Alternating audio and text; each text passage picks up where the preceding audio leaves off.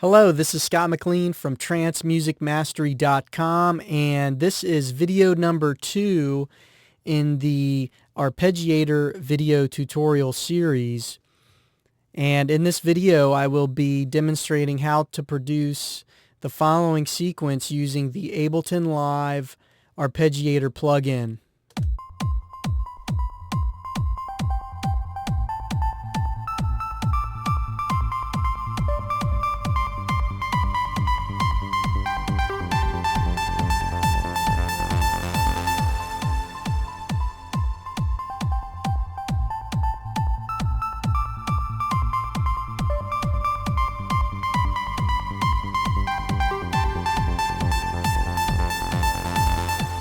Okay, so let's get into the tutorial. Basically what we've got here, I've got the Arpeggiator plugin and then Massive. Now I'm going to turn the Arpeggiator off and play that sequence and you can hear the difference.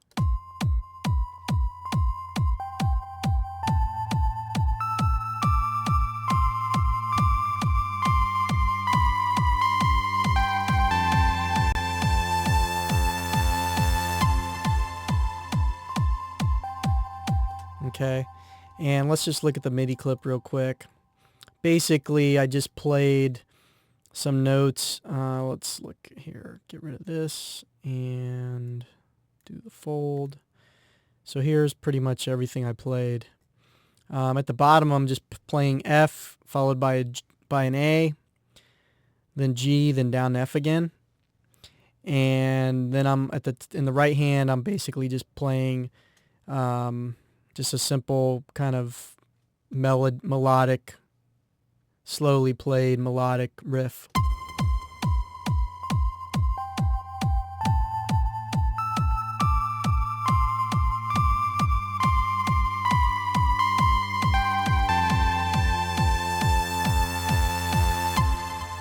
Okay, and one more time with the Arpeggiator on.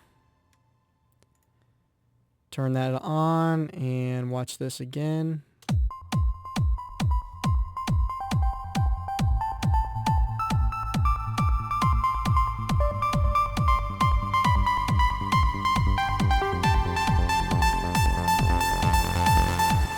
Okay, so what is happening? Basically, this is the Arpeggiator plugin. You can find it in Live if you go under MIDI Effects, Arpeggiator, and there's different presets and stuff. I just got the default, and I'll explain what some of these controls mean. The style is the sequence of the notes that are going to be played. There's different styles, and the help manual for Live actually has nice images of what those patterns are. But just to give you an example, like an up, that's similar to the pattern that I played in video number 1 with the C minor chord, basically just being a C followed by the E flat followed by the G, and just keep sequencing starting at the C, moving up to E flat and then G. Down would be the opposite of that. Up, down, it would go up and then it would go back down again, followed, just cycle between up and down. Down up would be starting at the G, moving down, and then when it hit the C, it would go back up again, and so forth. So you can try different styles, and I'll do that right now. So let me try up.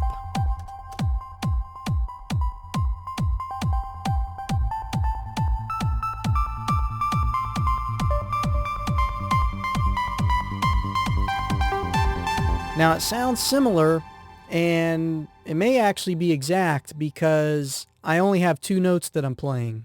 I'm holding down 2 notes.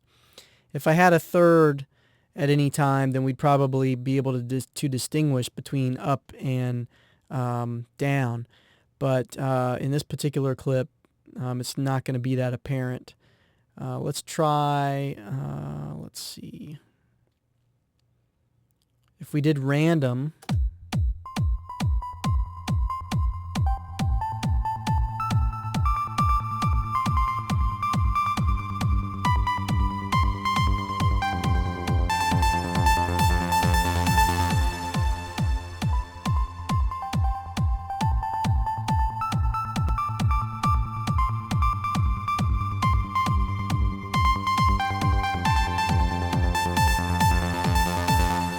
And so, you can play with the style and get some interesting effects.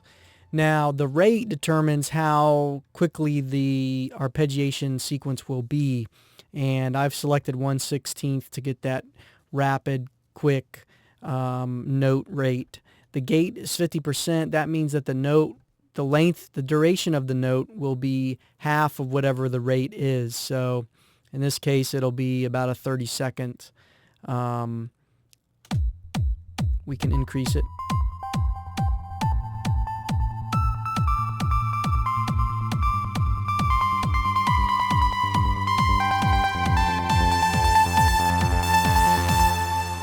So that's kind of cool, start with a short duration, and then as the clip evolves, it increases to a longer duration. That could be an interesting automation to apply. And let's look at the retrigger. The retrigger, now that syncs it to the tempo. So if I turn that off, then I see milliseconds here. But for any type of sequenced music, you're really going to prefer to have that synchronized with the tempo. And the beat, retrigger on the beat, this determines when the sequence will restart, and that's the retrigger. So in this case, it retriggers on a 3/16 beat. So this is actually really interesting, and this is primarily what's responsible for getting that interesting rhythm that I have going on in this particular sequence. If I change this to, for example, 1, which I think is the default, it's going to be radically different.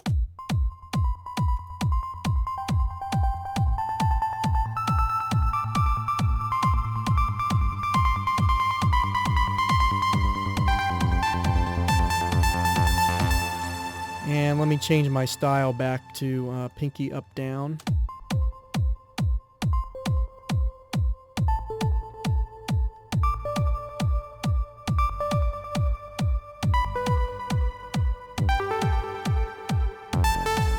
Now, if you noticed, actually that was accidental. This repeats was set to 1, and that means that the sequence will only repeat once per until it's retriggered, basically. So in this case, it's going to play 2/16 notes really fast, and then it won't repeat. So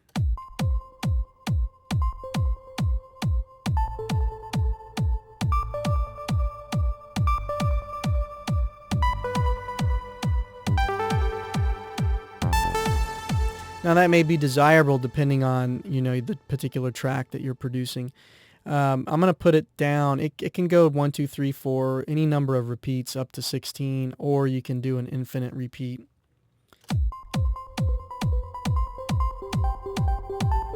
Notice the rhythm.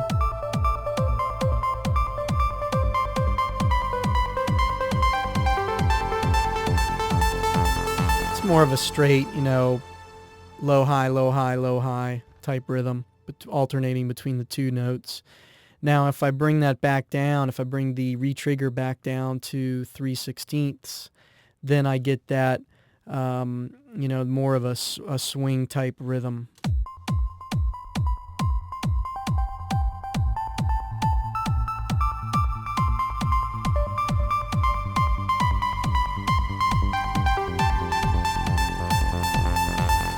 And you can even go to, let's say, 3/8.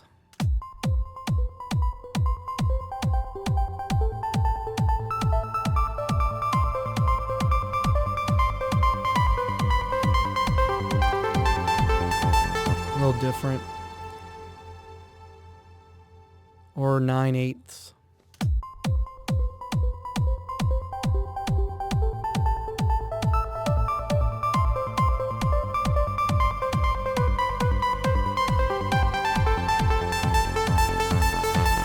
I actually prefer 3/16, so I'm going to leave it there. You can experiment with that. The other way to retrigger is on the note, so whenever the note changes, it will retrigger.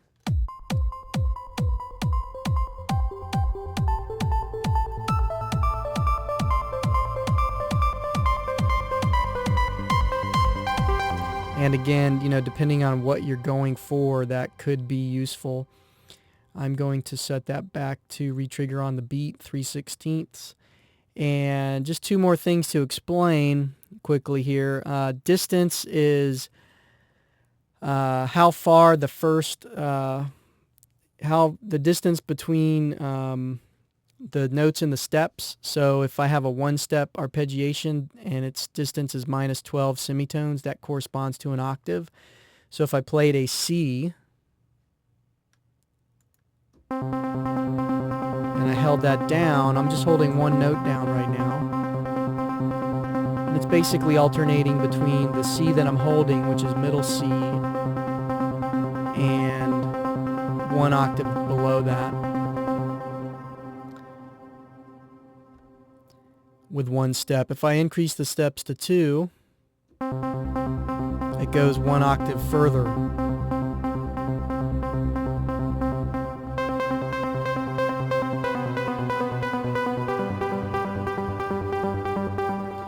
Okay, so let's bring this back to 1.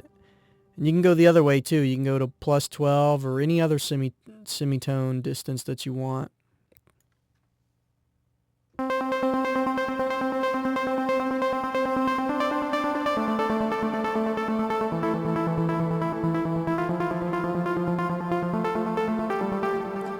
Okay, so let's just play the sequence again with the change in distance that we just made.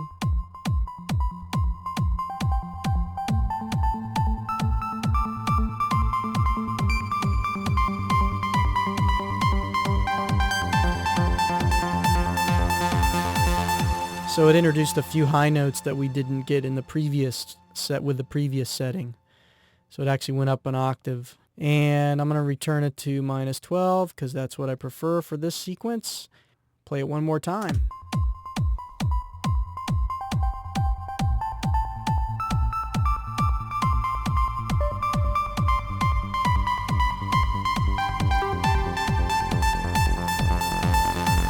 Now, the other thing that you want to check is the actual patch that you're playing. Here I'm playing a pluck preset from the Massive Sound Set by Adam Sabo. And this is Castles in the Sky. It's the name of the patch. Now we can also change it to, let's try the Virus ARP.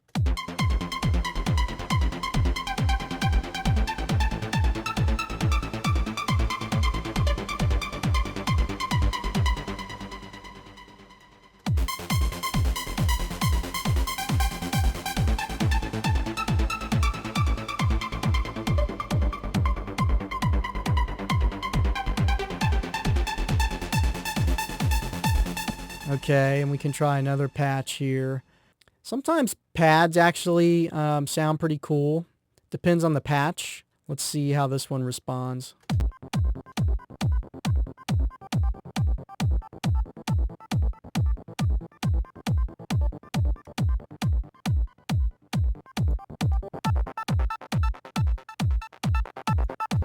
You know, you just have to experiment.